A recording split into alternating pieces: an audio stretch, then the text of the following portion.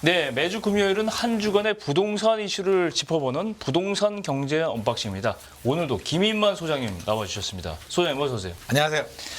정말 핫한 일주일을 보내고 있는데 이 지난 주일을 돌아보면 네. 기사에서 뭐 집값 뛰고 있다, 뭐 얼마 던 게 얼마 뭐 이게 많이 나와요. 지금 저 불타고 있는 것 같은데 반등 시장이 맞습니까? 이게 뭐 불타고 있다라는 표현. 아니 기사들은 그래요. 기사를 지금. 보면 그렇습니다. 네. 뉴스를 보면 이거 과연 이렇게 글쎄요. 뭐 같은 언론의 입장에서 기사를 너무 세게 쓰는 게 아닌지 좀 약간 저희 말로 초를 치는 게 아닌지 싶기도 한데. 저도 그런 생각은 드는데요. 일단 기자님들이 그렇게 기사를 쓰는 데는 나름대로 이유는 있습니다. 예. 통계를 보면은요. 예. 통계 수치는 확실히 회복 상승을 보이고 있습니다. 예. 부동산은 통계를 보면 물론 지난주에 좀 많이 올랐기 때문에 이번 주 아마 8월 28일 기준 통계를 보면 살짝 숨고르기를 하고는 있습니다. 서울이 0.14에서 0.13%로 살짝 좀 숨고르기를 하고는 있는데요. 예. 지금까지 추이를 보면 1월 바닥을 찍고 꾸준하게 계속 올라가는 분위기를 보여주고 있고요. 그렇군요. 저 그래프 보이시다시피 그렇죠? 중간 동향을 보면 이번 주는 살짝 숨고르기를 하고 있지만 네. 추이는 계속 올라가고 있다. 비슷하네요. 그리고 예. KB 통계를 보면 매매 가격 전망 지수라고 있거든요. 예. 그게 22개월 만에 100을 넘었습니다. 100을 넘었다는 얘기는 긍정 마인드로 돌아선다. 긍정 마인드로 돌아섰다는 얘기죠. 그리고 뭐 아파트 거래량 또 4달 연속으로 3천 건을 넘어섰다. 우리 작년 12월에 800건이었거든요. 기억합니다. 그러니까 이게 4달 연속이란 거는 좀 의미가 있다. 이게 한두 달이야 잠깐 반짝할 수는 있는데 예. 4달 3천 건이란 건 또 의미를 부여할 수도 있겠고요. 예. 청약 경쟁률이 부동산 R124 조사를 보면 작년이 평균 경쟁률이 10대 1이었습니다.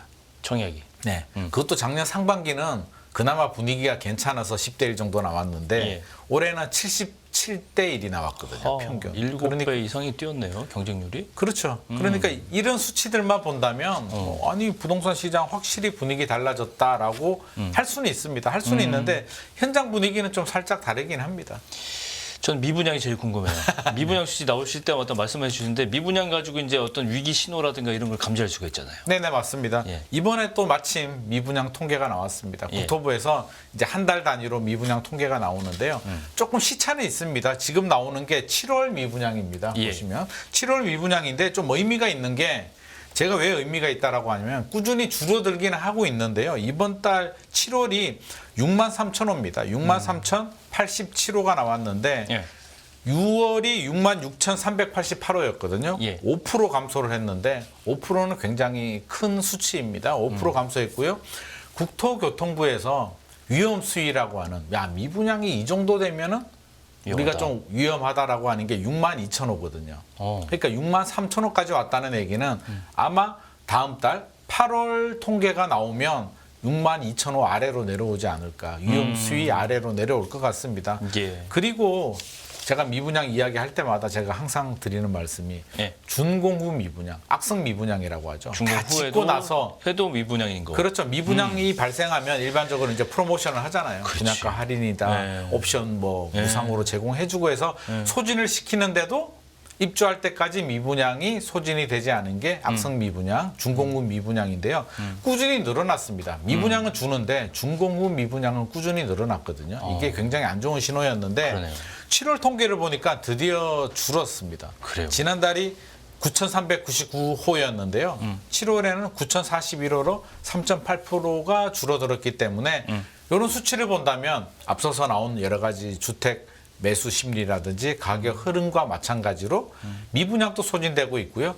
전국 미분양의 80%가 지방이거든요. 네. 그럼 미분양이 줄어든다? 악성 미분양이 줄어든다는 얘기는 지방에서도 미분양이 소진되고 있다라는 시그널로 해석할 수 있습니다. 근데 뭐 이 수치 자체를 보면 뭐 그냥 조금이죠. 조금인데 네. 일단 추세가 이제 그 위로 가지는 않는 뭐 많아지는 추세는 아니다라는 게 그럼요. 의미가 있는 거잖아요. 그죠? 맞습니다. 그리고 지역별로도 통계라는 게 그렇잖아요. 이게 통계를 내버리게 그 점을 되면 말씀드려요. 통계 숫자를만 보고 얘기를 하면 좀 현실하고 다를 수가 있는 게 이런 점 아닌가 싶은 그리고 한데. 제가 학교 다닐 때 항상 말씀드리잖아요. 반평균이 80점이면 내성적이 80점이냐, 95점도 있고 60점도 있기 때문에 지역별로 예. 편차는 굉장히 큽니다. 아유, 뭐 재밌는 표현이셨습니다.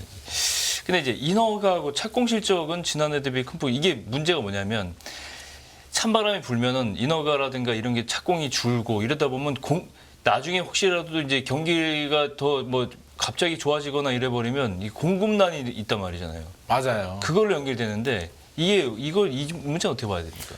이게 항상 역사적으로 좀 되풀이가 되는 문제입니다. 부동산 시장이 침체가 되면 미분양이 늘어나고요. 네. 미분양 우려가 PF 대출이 문제가 되기 때문에 건설회사들은 또 사업을 줄입니다. 줄이고. 사업을 줄이게 되면 짓지 당연히 않고. 인허가 물량들이 줄고 그러니까요. 분양이 줄고 착공이 주니까 3년, 5년 후에 입주 물량이 줄어드니까 다시 또 집값이 올라가고. 이게 악순환이 연속이 되는데 지금도 살짝 그런 우려의 징조들이 보이고 있습니다. 이번 통계를 보면 일단 인허가 물량은 29.9%, 작년 동기 대비, 작년 7월 대비 한 30% 정도 인허가가 줄어들었고요. 예. 분양은 44%, 착공은 54%가 줄어듭니다. 많이 그러면 줄었네요. 착공은 3년 후에 입주 물량을 의미하고요. 예. 인허가는 5년 후에 입주 물량을 의미하기 때문에 그럼 지금 반뚝 줄어 있으면 그때 가면 반이 줄을 입주 공급에 물량이 준다는 거 아니에요? 반으로 줄 수도 있습니다. 그래서 최근에 이제 주택 시장 분위기가 상승으로 전환된다. 상승의 목소리를 내는 분들은 이런 부분은 이제 근거로 삼는 거죠. 지금은 어렵지만 3년, 5년 후는 입주 물량이 부족하니까 집값이 올라갈 수도 있다. 또 뭐 건축비나 인건비도 올라가니까 여러 가지 이유 때문에 이런 이유를 보고 불안하신 분들은 미분양이라도 빨리 사야겠다. 아니면 청약 시장으로 들어가야겠다. 급매물을 사야겠다. 이런 마음이 그러네요. 드는 거죠. 그러네요. 뭐 말씀하신 거 들어보면 이 정도면 뭐 어느 정도 회복세가 있는 건 맞는 거예요. 네네. 맞는데 네.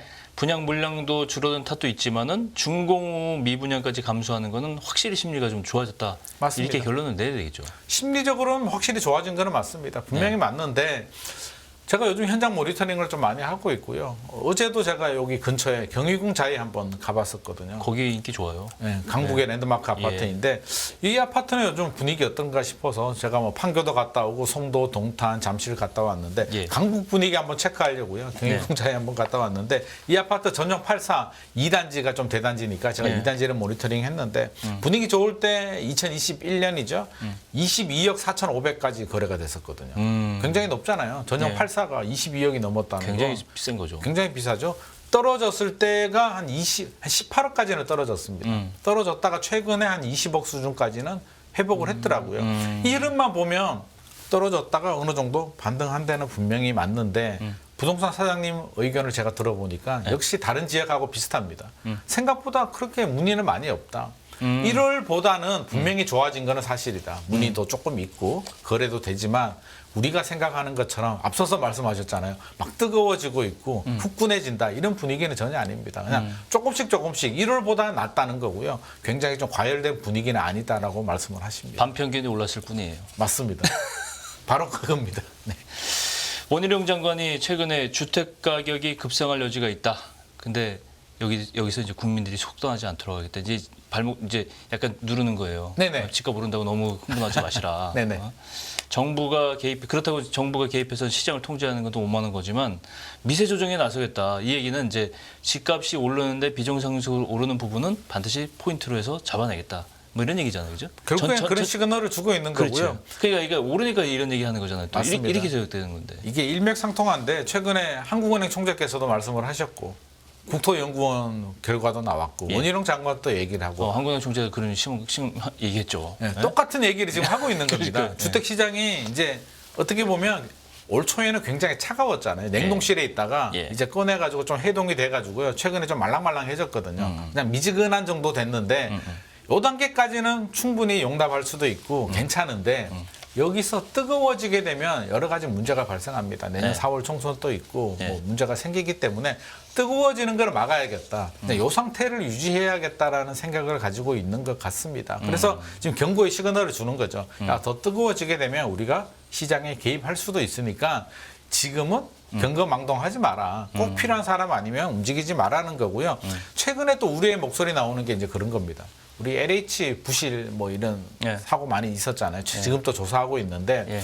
일각에서 나오는 이야기가 이게 이런 문제가 생기게 되면 결국에는 공급에 차질 주는 거 아니냐. 그렇죠. 앞서서도 인허가 물량 줄어들고 착공 줄어들고 민영에서도 줄어드는데 결국 공공 물량도 줄어들게 되면 또 자극을 주는 것 아니냐라는 우리의 목소리가 있는데 아마 이런 부분도 좀 신경을 쓴 것 같습니다. 그래서 원희룡 장관께서 공급 차질 없이 하겠다. LH 뭐 그런 일이 있더라도 공급도 차질 없이 하고 미세 조정하겠다라고 하는데 아마 좀 과열이 되면 시장에 좀 개입하겠다라는 의미로 보여지고요. 그렇죠. 건설회사들도 요즘 PF 대출 여전히 어렵거든요. 갱신도 안 되고 금리도 올라가는데 아마 필요하면 신규 사업이 좀 줄었겠고. 그렇죠. 아까 인허가 더 줄어들었을 거예요. 필요하면 금융 지원도 좀 해가지고 공급 물량은 차질 없이 하겠다라는 의지의 표현으로 이해하면 될 것 같습니다. 근데 그럼에도 불구하고 집값을 올리는 담합병이라든가 집을 투기로 활용하는 분들에 대한 그 규제는 더 강화돼야 된다고 생각합니다. 그거는 더 강화해야 되는 아니 게 그거는 맞습니다. 더 강화하고 네, 시장 진짜 결함 행위니까요. 실수요자들에게는 정말 뭔가 맞습니다. 이 해법을 주는 맞습니다. 정책이 나와야 되는데 네. 그런 면에서 내년에 정부가 예산안 발표했는데 보니까 부동산 분야 중에 네. 신생아 특공이 생겨요. 맞습니다. 야 이거 우리나라 지금 인구 저력 심각하잖아요. 심각하죠. 저는 이게 굉장히 묘수라고 생각해요. 굉장히 묘수고요. 저는 이런 생각까지는 못 해봤는데. 이 생각을 누가 냈는지 참 칭찬해주고 이게 싶습니다. 예. 이게 어떤 의미냐면 지금도 이제 특별 공급이 굉장히 많이 있긴 합니다. 생애 예. 최초도 있고요, 신혼부부도 있고, 뭐 다자녀도 있고 다 있는데 결혼하지 않아도 자녀를 출생하게 되면 특별 공급 자격 요건을 주겠다는 그러니까요. 거거든요. 예. 그러니까 저는 뭐 좀 의미는 있다라고 보여지고요. 이게 자격 요건이 어떻게 되냐면 입주자 모집 공고일 기준으로요, 2년 이내에 아파트 당첨이 되고 2년 이내 임신이나 출산을 하면 인정이 됩니다. 그러니까 좀 고민을 많이 하신 것 같고요. 혹시라도 그런 경우 있을 수 있잖아요. 2년 내에 임신을 못 하거나 출산을 안 하게 되면 이게 취소가 됩니다. 그러니까 그런 부분을 좀 염두를 해둬야 되고. 그렇죠. 근데 노력을 했는데 임신이 안 돼. 불임이라든지 아니면 어쩔 수 없는 질병 때문에 뭐 낙태가 된다. 이런 경우들은 또 인정해 준다라고 하니까 예. 아마 조금 더 청약 경쟁률, 출산율을 올리는데 살짝이나마 약간은 도움이 되지 살짝이 않을까. 아니라 좀 많이 젊은 분들이 많이 생각을 달리할 것 같아요. 이게 그러면 이게 육아 이런 문제들이 대한민국에서 어려운 문제 중에 하나인데 그렇죠. 이걸 인센티브를 준다고 하니 네. 약간 그런 생각 드는데 어쨌든 신생아 태어나면 대출도 좀 편의를 봐주게 되는 겁니까? 대출도 편의를 봐준다라고 합니다. 여기 패키지로 나왔는데요. 지금 같은 경우에 이제 뭐 어떤 그 정책 그 저금리 주택 구입 자금 대출에 소득을 보거든요. 야, 돈 많이 버는 사람들은 우리가 굳이 혜택을 줄 필요 없어라고 해가지고요. 미혼은 6천만 원 1년에, 기혼은 7천만 원 이하여야 됩니다. 이하여야 되는데 연간 소득이 연간 소득이 예. 그러니까 좀 소득이 좀 높은 사람들은 대기업 다니거나 뭐 이런 분들은 안 해주겠다는 건데 출산 가구는 됐고 아기 놓는데 뭐 우리가 이렇게까지는 안 따질게 연소득 1억 3천만 원까지 괜찮네요. 봐준다고 합니다. 이게 굉장히 큽니다. 저는 이게 더 크다고 봐요. 왜냐하면 여기 걸리는 분들 굉장히 많거든요. 그렇죠. 소득이 낮은 분들은 소득이 낮기 때문에 엄두가 안 나는 거고요. 아니 대기업 다니거나 뭐 좋은 직장에 다니면서 충분히 아기를 놓을 수 있는데 혜택은 또 못 받는 거죠. 그 부분을 고려해서 1억 3천만 원으로 올렸고요. 대출도 금리도 낮습니다. 1.6%에서 3.3%로 네. 저리 대출도 해준다라고 하고 신생아 전세 대출도 나온다고 합니다. 전세 대출도 연소득 1억 3천만 원 이하에 1.1에서 3% 저리 대출 해준다라고 하니까 애기만 낳아라. 그러면 전세 가도 저리 대출, 집 사도 저리 대출, 특별 공급도 해주겠다라는 파격적인 정책이 나왔습니다. 우리나라 지금 신생아 출산율 얼마인지 아세요?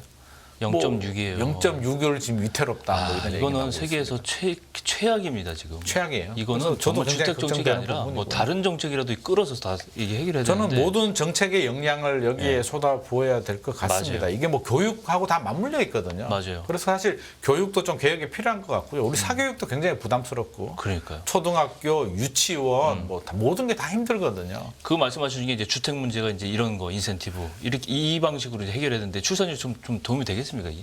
조금 도움이 되죠. 그리고 제가 최근에 좀 재밌는 그 댓글을 하나 봤는데 네. 그 댓글에 뭐라고 달렸냐면 이제 새에 비유해 가지고요. 새. 네. 그래서 왜 아기를 안 놓느냐?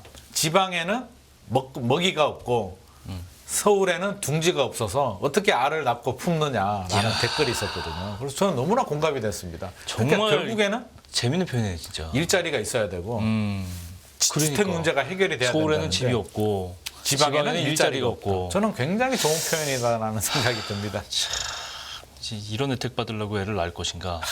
이건 이제 그거는 좀 고민을 해봐야 되는 것 같아요. 고민되는 부분입니다. 네. 이것 때문에는 아닌데 네. 요거 하나를 보면 앞으로도 많은 지원 정책이 나올 수도 있기 때문에 놓으려고 하시는 분들이라면 조금 용기를 내셔도 좋을 것 같습니다. 이게 우리가 지금 부동산 얘기하다가 갑자기 사회 문제로 넘어갔는데 이거 정말 이게 맞닿아 있는 거거든요. 완전히 맞닿아 있는 문제예요. 왜냐하면 인구 감소가 심해지게 되면은요, 그러니까요. 20년, 30년 후에는 부동산 시장도 엄청난 영향을 받을 수 있습니다. 그렇죠.